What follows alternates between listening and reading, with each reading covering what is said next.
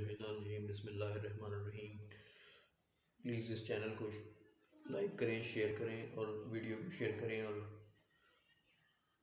Clip को complete and तक देखा करें।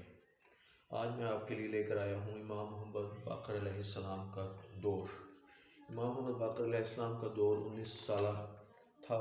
इस दौर को हम मुख्तसर इस तरह बयान कर सकते हैं कि आप अलैहिस्सलाम के वालिद इमाम सज्जाद इमाम ज़ैनुल आबिदीन ने अपनी उम्र के आखिरी लम्हात में इन्हें शियों का पेशवा और अपना जानशीन मुंतखब किया और इस मनसब की अपने दूसरे बेटों और वाबस्ता अफराद के सामने तस्दीक और तायीद की।